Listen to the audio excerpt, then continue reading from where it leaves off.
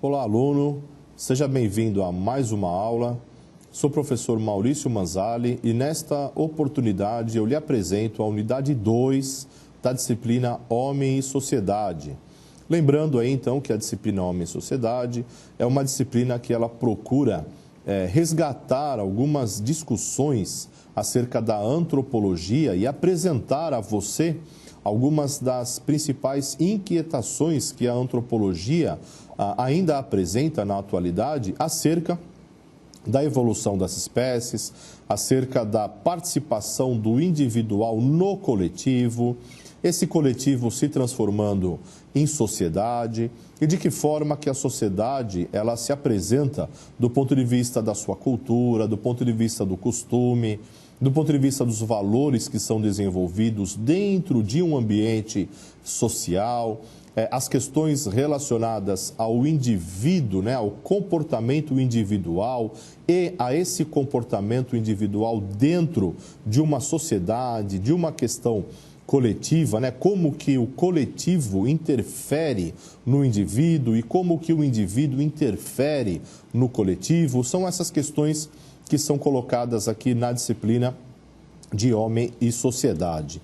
E na unidade 2, nós começamos a discussão acerca das relações humanas e dos seus valores e suas regras. Ou seja, as relações humanas, as relações sociais, as relações dos indivíduos, elas dependem sobremaneira dos valores e das regras que essa sociedade vem a desenvolver. Então é importante lembrar que a sociedade ela é dinâmica e que ao longo do tempo os valores e as normas tendem a mudar de acordo com a vontade coletiva. Então vejamos aqui, por exemplo, um exemplo para levar o assunto adiante. Até a década de 1960, era considerada imoral a atitude de um casal de namorados se beijar na boca em público.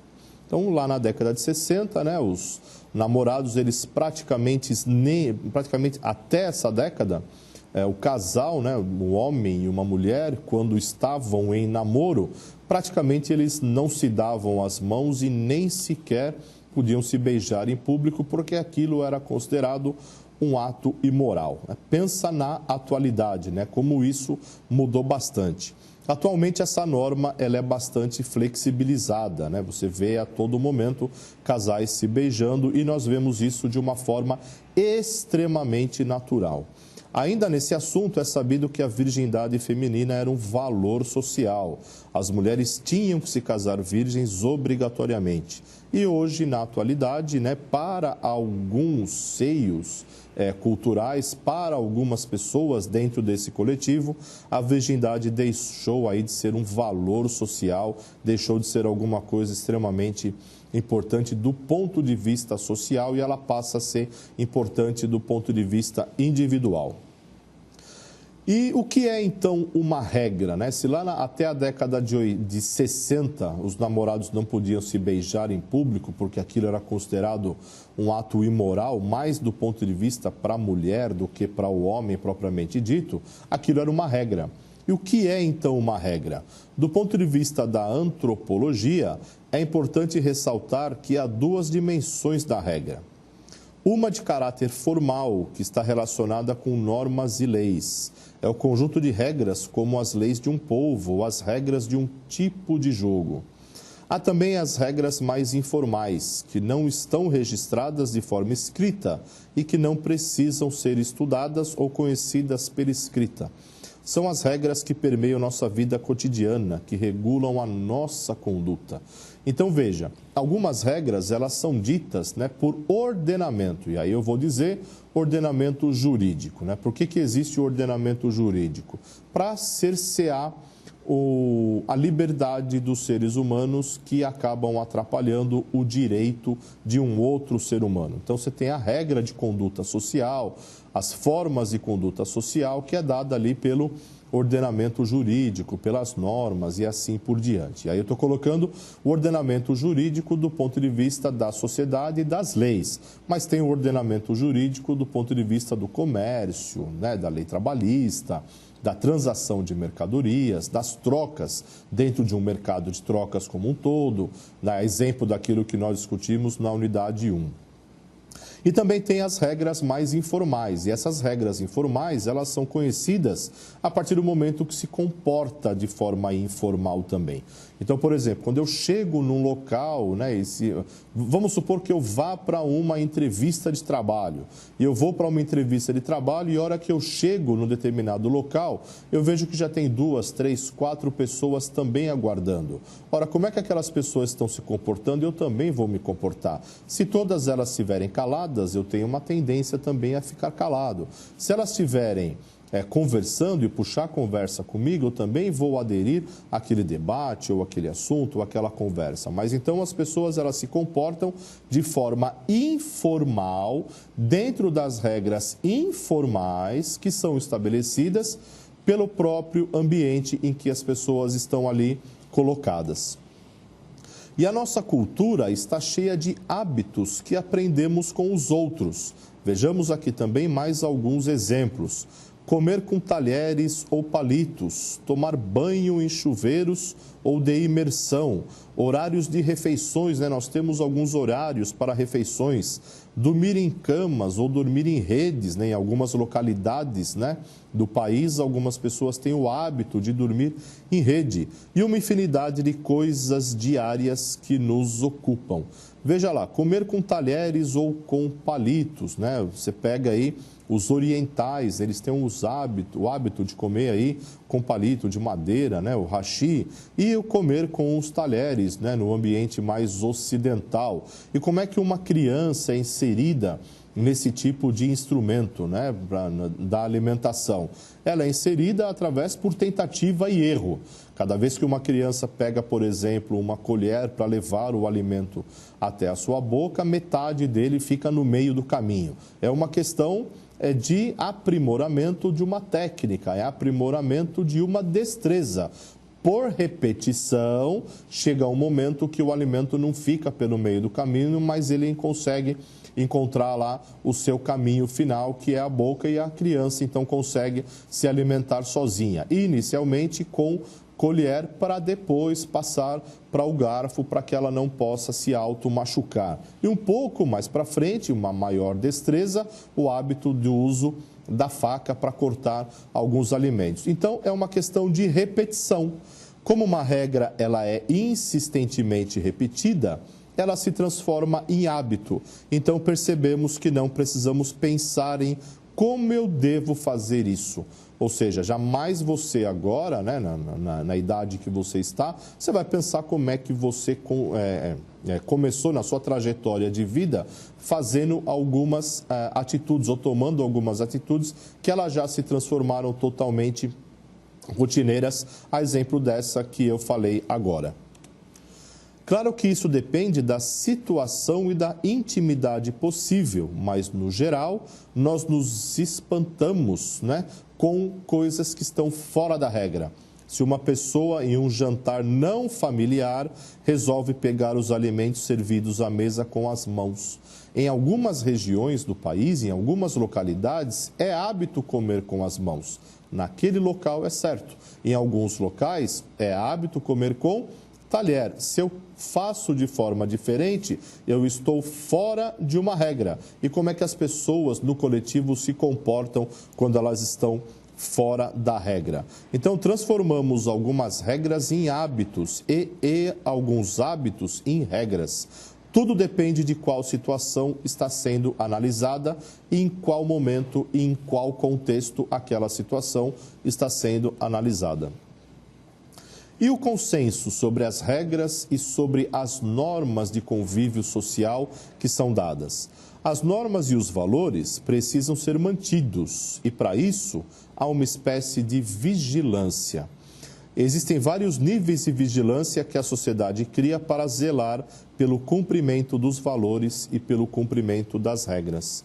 Um é o institucional. Existem instituições para punir quem não se comporta adequadamente, como as escolas, as prefeituras, a polícia, leis e jurisdições além do Estado. Então, por exemplo, a escola, ela faz uma vigilância. De que forma? do aprendizado e do alfabetizado, né?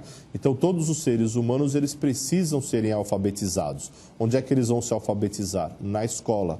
A escola faz uma vigilância desse processo de alfabetização, que é um costume, é um hábito, é uma questão natural das próprias sociedades. Então, você tem uma instituição que está preocupada com esse desenvolvimento da sociedade. E nós aprendemos o jogo social de seguir as regras desde muito cedo, além, é claro, da educação oferecidas pelos pais, que nos proporcionam a primeira socialização. Em nossas vidas temos outras formas de introjetar a lógica das regras.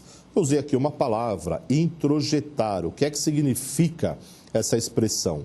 Introjeção designa em psicologia e mais especificamente na teoria psicanalítica o processo pelo qual a criança incorpora os valores dos pais e da sociedade, transformando-os em seus valores. Então, os primeiros valores que uma criança ela conhece, ou os primeiros valores que uma criança tem à sua disposição, são os valores, melhor dizendo, são os valores vindos do seio familiar, né, dos pais. Então, os pais apresentam os primeiros valores e esses valores têm por tendência ser perpetuado para toda a vida de um ser humano. E as regras são necessariamente algo que aprisiona ou limita os indivíduos? A regra é uma camisa de força em termos individuais? Não. Seguir regras é um atributo humano e tudo em nossa cultura depende dela. Ou seja, a regra, ela dá um norte de condução nesse convívio social. Porque senão, sem regra, haveria o quê? Uma desordem e todo mundo estaria correto dentro desta desordem. E a linguagem, a fala ou a escrita é um conjunto de regras. Não seria possível nos comunicar se não as seguíssemos, né? Não dá para a gente se comunicar sem ter a linguagem, principalmente a linguagem falada e a linguagem escrita, apesar de que a linguagem dos sinais, ela também é uma forma, né, de linguagem falada, obviamente, mas você tem também outros tipos de linguagem e outros tipos de comunicação que não usa só a voz ou que não usa só a escrita, mas você tem também o próprio comportamento, né? Há alguns estudiosos que dizem que o corpo fala. Então, da forma com que uma pessoa ela se apresenta, ela está falando corporalmente. E a língua e a cultura, elas não existem de forma separada. Uma depende da outra, pois sem o desenvolvimento de uma língua, os indivíduos de um grupo não se comunicariam e sem a cultura, a linguagem seria limitada às necessidades do nosso instinto. Os sentimentos, eles são inatos, mas a forma que encontramos para expressá-los não são. Então, assim, todo mundo tem o seu sentimento, né, da alegria, ou da tristeza, ou da paixão, alguma coisa assim, mas cada tipo de ser humano, cada tipo de indivíduo demonstra esse sentimento de forma diferente. E em cada cultura, essas regras, os costumes, os valores, eles são reforçados que em alguns contextos é considerados apropriados sentir ciúmes. Em nossa cultura, em que a forma de casamento é monogâmica, é muito comum vermos cena de ciúme de namorados e de casais. Em algumas culturas, né, o ciúme ele é preponderante. Os parceiros expressam com certa naturalidade esse sentimento frente aos outros e, em certa medida, são apoiados em suas atitudes. A monogamia é uma regra e pressupõe a fidelidade conjugal. Então, está aí dada, né, uma regra do convívio social do ponto de vista do casamento. E a poligamia, então, né, o oposto. A poligamia é uma instituição presente em muitas sociedades e supõe que o casamento pode e deve se realizar entre um marido e mais de uma esposa, a poliginia, ou ainda uma esposa e mais de um marido, poliandria. Então, diferentes culturas exercem diferentes valores e adotam diferentes crenças acerca de diferentes assuntos. Vamos à nossa interatividade. Acompanhe a leitura comigo. Qual é o mais importante sistema de regras e normas que possibilitou o surgimento da cultura? A. É um sistema de movimentos corporais padronizados que se constitui a dança? B. É o sistema de sinais vocais que se constitui a linguagem, entendida aqui como conjunto de palavras de uma língua ou de todas as línguas? C. É o sistema de sinais de trânsito, porque sem ele haveria muitos acidentes? D. É o sistema de sinais gesticulatórios, pois as mímicas e outros gestos nos possibilita eficiente comunicação? E. Não há um sistema mais importante, pois todos são igualmente importantes e se completam. Daqui a pouco voltamos com a aula.